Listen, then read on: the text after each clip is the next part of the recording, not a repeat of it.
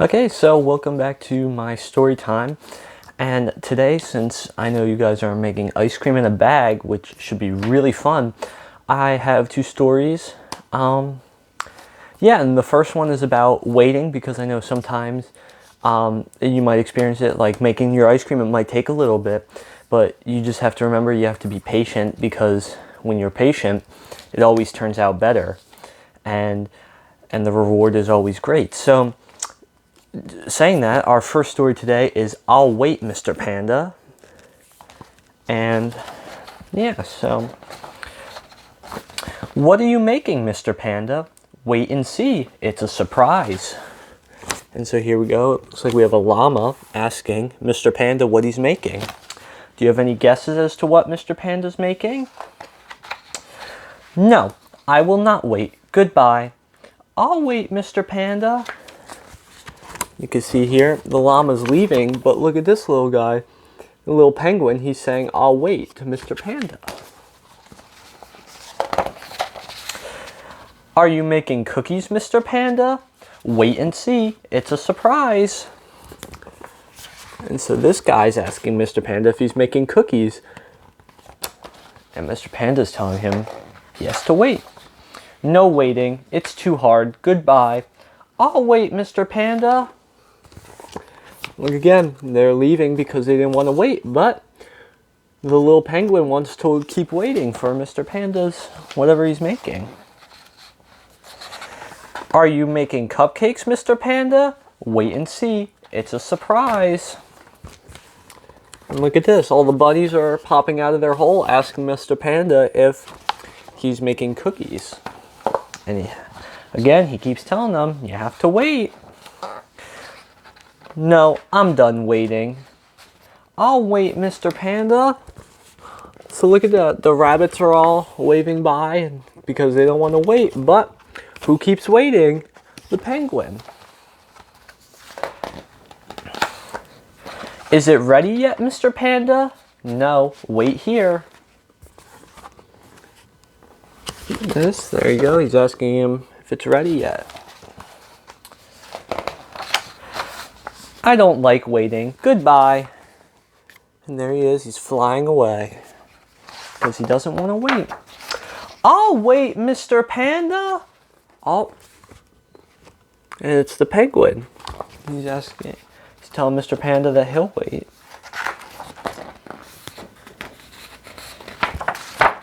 I'm waiting, Mr. Panda. And Mr. Panda's looking at him, and he says he's waiting. Surprise! Whoa, that was worth the wait. Oh my, look at it. It's a giant donut. And look at that, because he waited, he got to see the giant surprise.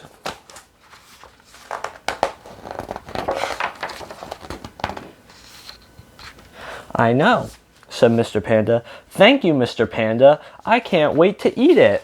Oh my, look at this. The little penguin got this giant donut. All because he was the only one that wanted to wait. And throughout it, I don't think Mr. Panda could hear him because he had to yell a little bit towards the end to tell Mr. Panda that he was waiting.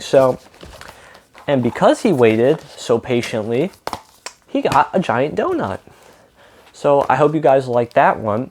And now this one is called Whatever Wanda Wanted. You can see, pretty colorful cover.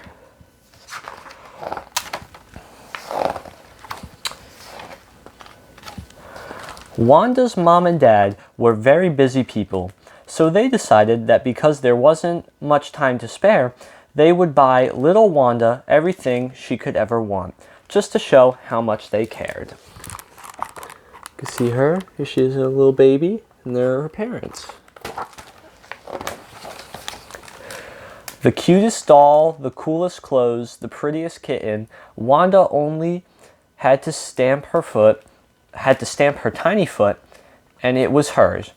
As the years passed, the gifts grew greater. Life-sized dolls, whale-sized wading pools, theater-sized TVs. The house was stuffed with presents, because whatever Wanda wanted, Wanda got. Look at that. There's her house full of all the stuff that she wanted. But does she look too happy now? I don't know. At school, Wanda had the biggest and best lunchbox of all. But if she spotted something in someone else's box she wanted, she'd stamp her foot and scream until she got that too. And if one of her classmates brought in a new toy for show and tell, Wanda would reply, "Oh, I've already got 23 of those." So as you can imagine, the one thing Wanda didn't have was friends. Oh, see, look at that. Because she had everything, and she always was bragging about everything she had, she didn't have any friends. One day, Wanda and her mom went shopping as usual. "I want an ice cream cone," wailed Wanda as soon as they got there. "Certainly, darling, won't be a minute," said her mom as she rushed off to buy one. Wanda waited impatiently. Then, out of the corner of her eye, she spotted a store she had never seen before. And Wanda had seen all the stores. And there she is, waiting impatiently, looking at the stores in the mall. As Wanda stepped inside, she gasped in amazement. Hanging from the ceiling were hundreds of kites, kites of every shape and every color. But there was one that really caught Wanda's eye. Hanging from the ceiling was a magnificent kite, a truly tremendous kite, the biggest and best kite of them all. There you go, you can see that's the kite that's the biggest and the best that she wants.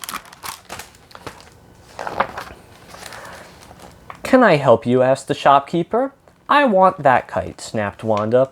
"Ah yes, beautiful, isn't it? But that particular kite is not for sale." "Give me the kite," hissed Wanda.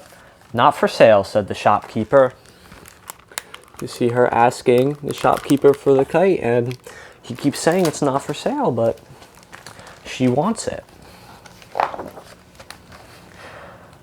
"Well, that did it," Wanda glared.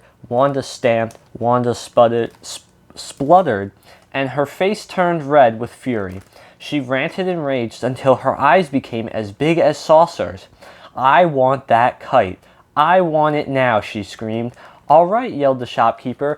"Take it, but beware, Wanda." Oh no.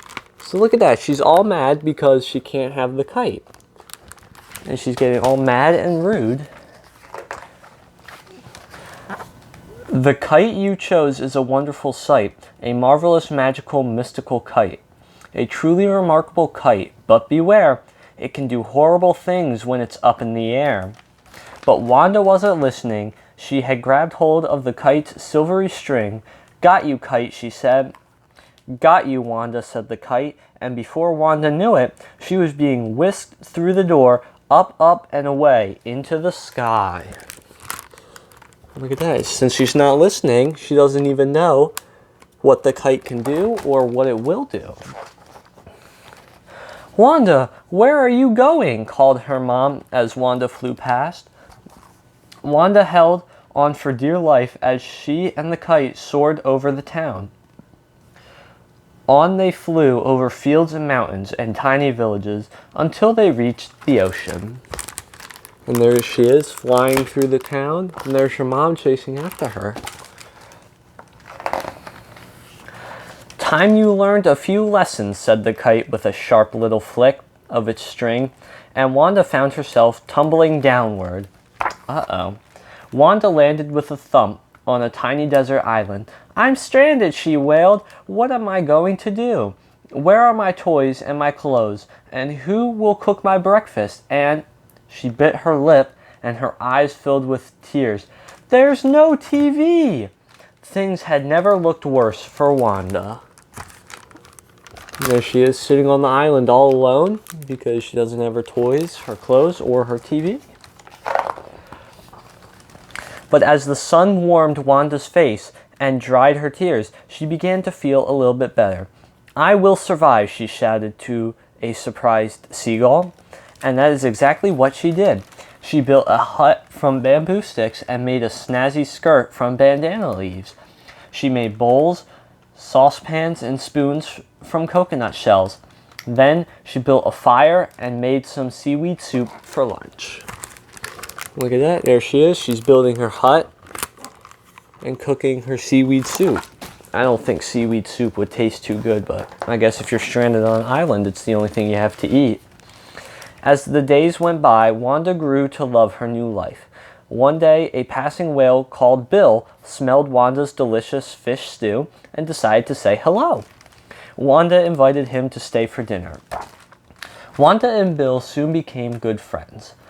Every evening, Bill would drop by to sample one of Wanda's wonderful meals. They talked and told jokes and looked up at the twinkling stars. Look at that. There's Bill. And it seems to me that Wanda finally has a friend because she doesn't have a bunch of the stuff that she used to have. You know, Bill, said Wanda one evening, I don't miss my fancy clothes or TV or any of my toys. I just really, really miss my mom and dad. And a large salty tear fell from Wanda's eye and landed plop in the seaweed soup. But Wanda, why didn't you say so? Cried Bill. Hop on my back and I'll have you home in no time. 1 week later, Wanda and Bill sailed into town. Wanda's mom and dad were overjoyed to see her. Look at that. There she is, missing her home and her mom and dad. And there she is, riding on Bill to get home. We've searched far and wide for you, said Dad. We had to sell your toys, the furniture, even the house, and the dishwasher, said Mom glumly. Don't worry, said Wanda. I'll build us some new furniture. Stick with me and you will see we don't need to live like kings. And I've decided anyway. There's more to life than things. Look at that. There she is, home, all happy. And she finally came to the realization that she doesn't need all of her fancy things to be happy in life. The end, but actually, it's the beginning because there's more to life. There you go. So, I hope you really enjoyed those stories. I enjoyed them. As always, I enjoy reading them to you. And I hope your ice cream in a bag is really good and yummy and I hope it's hot tomorrow so you're able to enjoy it. And yeah, so have a good day, friends.